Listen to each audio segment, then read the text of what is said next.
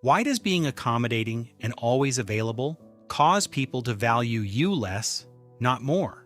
People rarely lose respect for you overnight. It does not happen in a massive explosion. It happens in a slow, silent leak. At first, they valued your opinion. They answered your messages immediately. They treated your time with care. Then, slowly, the dynamic shifted. They started interrupting you.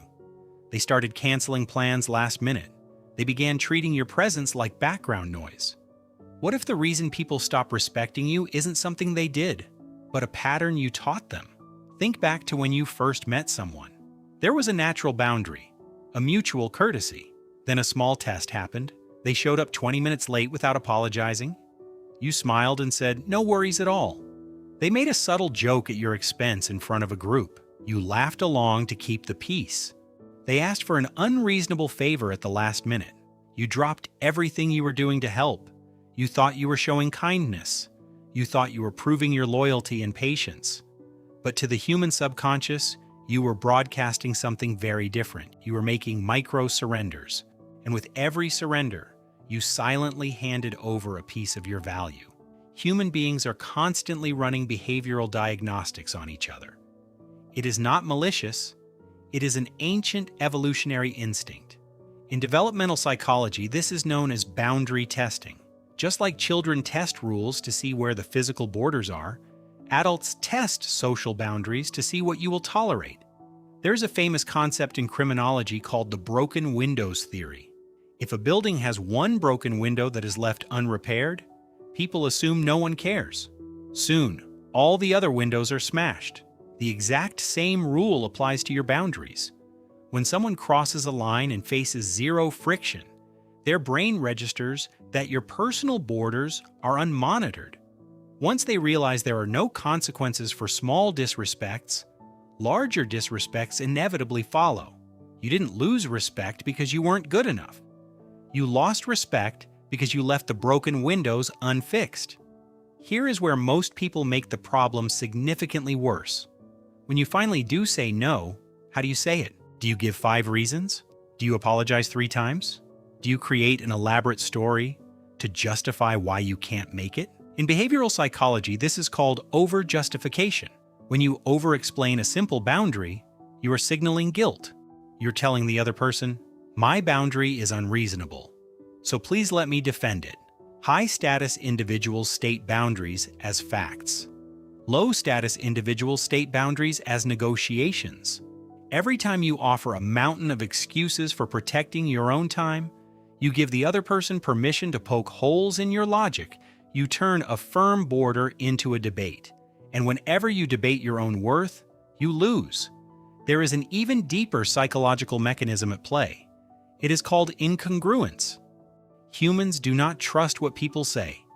We trust what people tolerate. If you say you value your health, but you constantly let people drag you into destructive habits, if you say you have big ambitions, but you drop your work the second someone asks to hang out, the brain detects a contradiction. When your actions contradict your stated standards, people experience cognitive dissonance around you. They stop taking your words seriously. Because why should they respect your boundaries when you don't even respect them yourself? Self-respect is the blueprint for external respect. If you discount your own price, the world will never pay full value. You cannot fix lost respect by getting angry, yelling, or acting aggressive.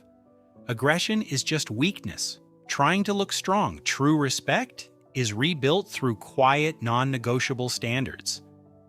This is the 3-step respect restoration protocol. Step 1. The friction standard. Stop making yourself frictionless. When someone cancels on you last minute, do not instantly reschedule for the next day. Let there be space. When someone asks for a favor, do not say yes instantly. Introduce a pause. I'll need to check my schedule. Make your time scarce again. Scarcity automatically creates perceived value. Step 2. The clean boundary. Eliminate all filler from your refusals. Remove the apologies, remove the long backstories. Practice saying, "I can't make that work," or "I'm not available for that." Notice the period at the end of the sentence. A boundary does not require an explanation to be valid.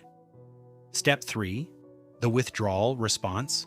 If someone repeatedly disrespects you after you have set a clear line, stop arguing with them. Words are cheap.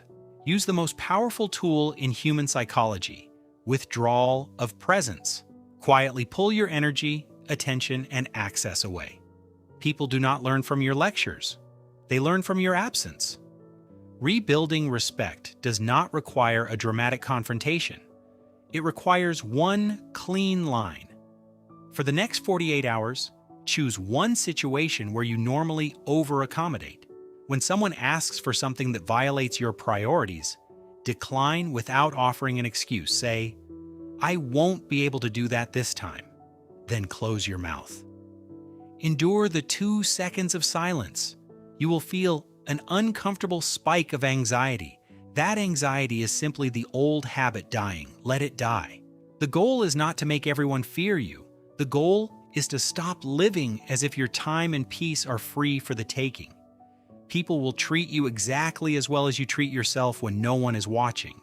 When you stop accepting discounts on your worth, the people who belong in your life will gladly step up, and the ones who don't will simply walk away.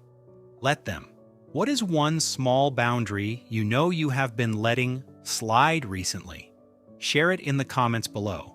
Identifying the leak is how you start patching it. If you want to understand human behavior and master your own psychology, subscribe to Atomic Mindset. Setting boundaries is the first step, but learning how to stay composed when people push back is the real test. And that is exactly what we break down in the next video on screen right now. Click it and let's keep going.